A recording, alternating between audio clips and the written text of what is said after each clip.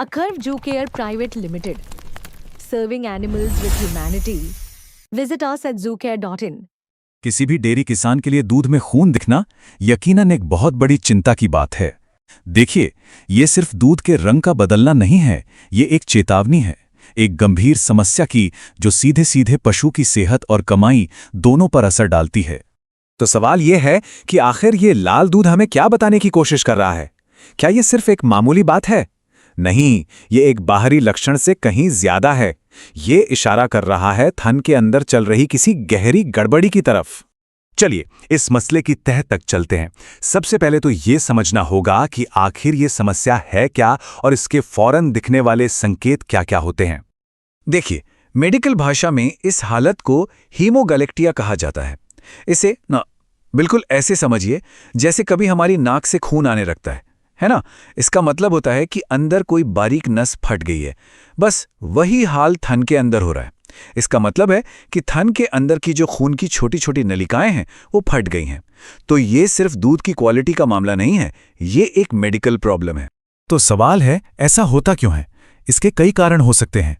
कुछ अंदरूनी होते हैं, जैसे थन में बहुत ज्यादा सूजन आ जाना या मैस्टाइटिस जैसा कोई इन्फेक्शन, और कुछ बाहरी भी हो सकते हैं, जैसे कोई चोट लग जाना या दूध धोने वाली मशीन का सही से फिट ना होना। और हाँ, कभी कभी तो ब्याने के बाद का तनाव या खून की नलियों का कमजोर होना भी इसकी वजह बन जाता है। अच्छा, अब बाहरी संकेतों से आगे बढ़ते हैं और उस अंदरूनी नुकसान पर गौर करते हैं जो असल में चिंता की बात है और जिसे नजरअंदाज करना बहुत भारी पड़ सकता है।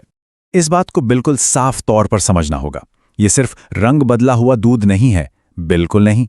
ये एक सीधा संकेत है कि थन के अंदर खून बह रहा है और वहां के जो नाजुक टिश्यूज हैं उनको बहुत नुकसान पहुंच रहा है। तो ये जो हम देख रहे हैं, ये समझना बहुत जरूरी है। एक बार ये प्रक्रिया शुरू होती है ना, तो थन के अंदर एक के बाद एक बर्बादी की चेन चालू हो जाती है। सबसे पहले सूजन, ये खून की नलियों को फाड़ देती है। फिर इन्फेक्शन उस नुकसान को और भी ज्यादा बढ़ा देता है, यहां तक कि मवाद भी बन सकती है। और अगर इसका सही से इलाज ना हो तो थन को परमानेंट डैमेज हो सकता है। और अगर इस समस्या की जड़ पर काम नहीं किया गया तो अंजाम बहुत गंभीर और खर्चीले होते हैं। हम बात कर रहे हैं क्रॉनिक मैस्टाइटिस की, या फिर फाइब्रोसिस, मतलब थन का हमेशा के लिए पत्थर जैसा सख्त हो जाना, दूध उत्पादन में हमेशा के लिए गिरावट, इलाज का बढ़ता खर्च और पशु को बार बार होने वाली सेहत की परेशानियां। तो फिर इसका हल क्या है? चलिए अब हम एक ऐसी सपोर्ट सिस्टम की बात करते हैं जो इन अंदरूनी समस्याओं को ठीक करने पर काम करती है। ऐसी हालत में यूनिटिस पाउडर जैसा एक सपोर्टिव फॉर्मूला बहुत अहम भूमिका निभा सकता है।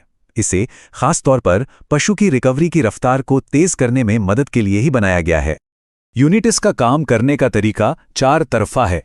ये सूजन को रोकता है, इन्फेक्शन को कंट्रोल करने में मदद करता है, खराब हो चुके टिश्यूज की मरम्मत करता है और फाइब्रोसिस जैसी लंबी चलने वाली समस्याओं को बनने से रोकता है। हाँ, एक बात बिल्कुल साफ होनी चाहिए, यूनिटिस पाउडर एक सपोर्टिव थेरेपी है। ये किसी भी गंभीर इन्फेक्शन के मामले में एंटीबायोटिक्स की जगह नहीं लेता, बल्कि उनके साथ मिलकर काम करता है ताकि रिकवरी तेज हो और पूरी हो। आइए अब जरा ये देखते हैं कि ये फॉर्मूला आखिर अंदर से काम कैसे करता है और वो कौन से खास तत्व हैं जो इसे इस हालत में इतना असरदार बनाते हैं। इस फॉर्मूले के असली हीरो हैं एंजाइम्स। ये वो चीजें हैं जो सूजन, दर्द और खून बहने जैसे लक्षणों पर सबसे पहले और सबसे तेजी से काम करके राहत देते हैं। अच्छा, अब ये जो स्क्रीन पर है ना, ये बड़ा दिलचस्प है। इस फॉर्मूले में 3 खास एंजाइम हैं जो एक रैपिड एक्शन टीम की तरह काम करते हैं। सेराटियोपेप्टिडिस का काम है सूजन को घटाना और खून के छोटे छोटे थक्कों को साफ करना। ब्रोमेलिन ये दर्द और जलन को कम करता है। और पेपेन ये समझिए कि एक क्लीनिंग एजेंट है जो मरे हुए सेल्स को हटाकर जगह साफ करता है। मतलब ये तीनों मिलकर थन को शांत करते हैं और खून का बहना रोकने में मदद करते हैं। एंजाइम्स के अलावा इसमें एक पूरी सपोर्ट टीम भी है। हल्दी और नीम जैसी जड़ी बूटियां इन्फेक्शन को सेप्टिक मैस्टाइटिस बनने से रोकती हैं। जिंक, कॉपर और विटामिन्स जैसे मिनरल्स दूध की नलियों को दोबारा बनाने का काम करते हैं। और लाइसिन, मीथियोनिन जैसे अमीनो एसिड नए और सेहतमंद टिश्यू बनाने में मदद करते हैं। अब बात करते हैं उन नतीजों की जो एक किसान अपने पशु में देख सकता है, वो बदलाव जो असल में मायने रखते हैं। यहाँ एक साफ फर्क दिखता है।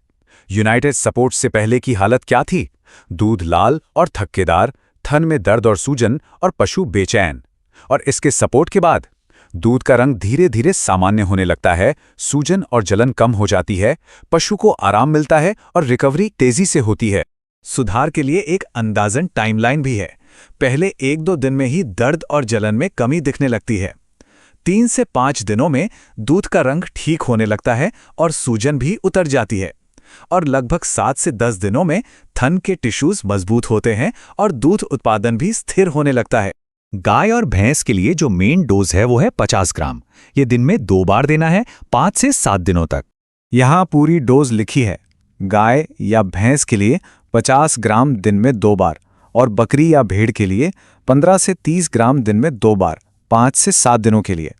और हाँ, ये सबसे जरूरी बात है, एक सुरक्षा संदेश। अगर इन्फेक्शन है तो सबसे अच्छे नतीजों के लिए इसे हमेशा पशु डॉक्टर की बताई हुई मैस्टाइटिस की दवा के साथ ही इस्तेमाल करना चाहिए। तो आखिर में याद रखने वाली बात यह है, दूध में खून थन के अंदरूनी नुकसान का एक गंभीर संकेत है। यूनिप्लाइटल्स पाउडर सूजन को कम करके, इन्फेक्शन को कंट्रोल करके और टिश्यूज को अंदर से दोबारा बनाकर तेजी से ठीक होने में मदद करता है। यही मदद पशु को वापस स्वस्थ और उत्पादक बनाने में काम आती है।